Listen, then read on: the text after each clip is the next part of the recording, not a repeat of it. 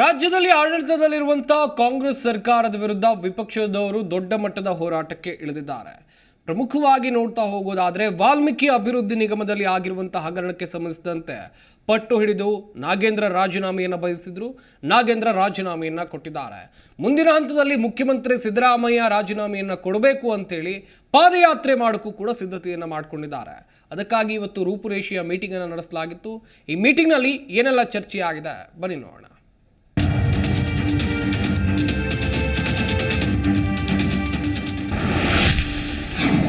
ಮೂಡ ಅಕ್ರಮದ ವಿರುದ್ಧ ದೋಸ್ತಿ ಶಕ್ತಿ ಪ್ರದರ್ಶನ.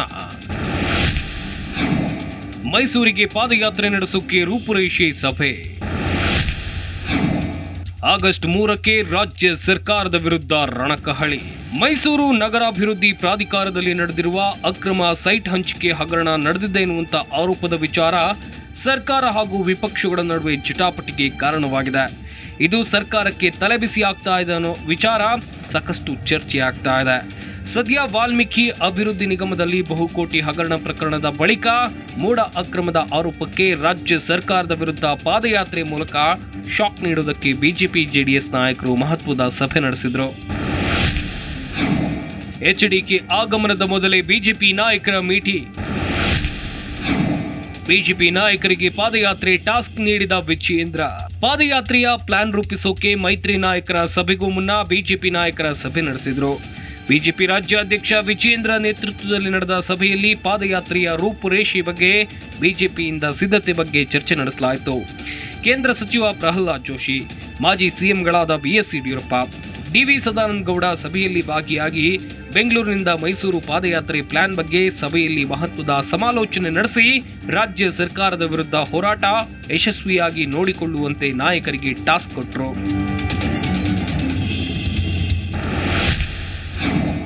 ಶನಿವಾರದಿಂದ ಒಂದು ವಾರ ಪಾದಯಾತ್ರೆ ನಡೆಸೋಕೆ ಮೈತ್ರಿ ನಿರ್ಧಾರ. ಆಗಸ್ಟ್ 3ರಂದು ಅಂದ್ರೆ ಶನಿವಾರದಿಂದ ಪಾದಯಾತ್ರೆ ಮಾಡೋಕೆ ಬಿಜೆಪಿ ಜೆಡಿಎಸ್ ನಾಯಕರು ರೆಡಿ ಆಗಿದ್ದಾರೆ.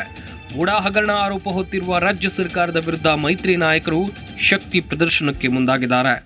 ಮೈಸೂರಿನ ಮೂಡ ಹಗರಣ, ನಾವು ಮುಖ್ಯಮಂತ್ರಿಗಳ ಧರ್ಮಪತ್ನಿಯವರು 15 ಸೈಟ್ ತಗೊಂಡಿರೋದಕ್ಕೆ ನಮ್ಮ ತಕರಾರಿಲ್ಲ. ಇನ್ನೂ 35 ಸೈಟ್ ತಗೊಳ್ಳಿ, 50 ಸೈಟ್ ಮಾಡ್ಕೊಳ್ಳಿ, ನಮ್ಮ ತಕರಾರಿಲ್ಲ ಮುಖ್ಯಮಂತ್ರಿಗೆ ಹೇಳ್ತಕ್ಕಂಥದ್ದು. ಈ ರಾಜ್ಯದಲ್ಲಿ ಕಾನೂನಿನ ವ್ಯಾಪ್ತಿಯೊಳಗೆ ಅವರವರದೇ ಆದಂಥ ಒಂದು ಆಸ್ತಿ ಗಳಿಕೆಯನ್ನು ಕಾನೂನನ್ನು ಮೀರದೆ ಮಾಡಲಿಕ್ಕೆ ಈ ಸಂವಿಧಾನದಲ್ಲಿ ಅಂಬೇಡ್ಕರ್ ಅವರು ಅವಕಾಶ ಕಲ್ಪಿಸಿಕೊಟ್ಟಿದ್ದಾರೆ.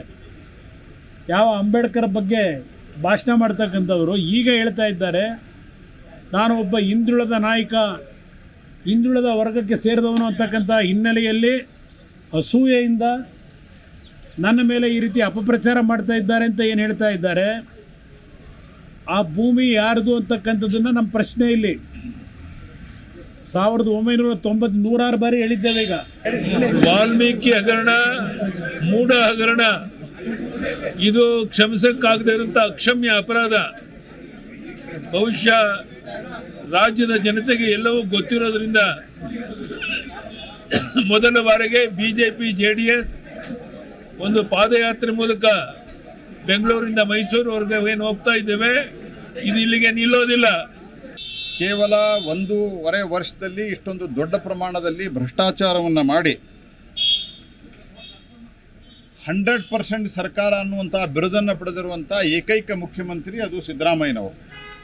ಹಾಗಾಗಿ ಈ ಒಂದು ಹೋರಾಟವನ್ನು ಒಂದು ಕಡೆ ಜನಜಾಗೃತಿ, ಇನ್ನೊಂದು ಕಡೆ ನಾವು ಕಾನೂನಿನ ಹೋರಾಟವನ್ನು ಅತ್ಯಂತ ಗಟ್ಟಿಯಾಗಿ ಮುಂದುವರಿಸ್ತೇವೆ ಅನ್ನುವಂಥ ಮಾತನ್ನು ಹೇಳ್ತಾ, ಒಟ್ನಲ್ಲಿ ರಾಜ್ಯ ಸರ್ಕಾರದ ವಿರುದ್ಧ ಹೋರಾಟಕ್ಕೆ ಮೈತ್ರಿ ನಾಯಕರು ವೇದಿಕೆಯನ್ನು ಸಿದ್ಧಪಡಿಸಿದ್ದಾರೆ.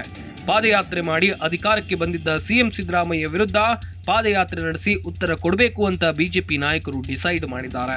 ಈ ಪಾದಯಾತ್ರೆಯ ಸಮರಕ್ಕೆ ಕಾಂಗ್ರೆಸ್ ನಾಯಕರು ಯಾವ ರೀತಿ ಟಕ್ಕರ್ ಕೊಡ್ತಾರೆ ಅನ್ನೋದನ್ನ ಕಾದು ನೋಡಬೇಕಿದೆ. Janardhan Hebbar, Zee Kannada news, Bengaluru. Zee Kannada news ಈಗ ನಿಮ್ಮ ಮನೆಯಲ್ಲೇ ನೋಡಿ.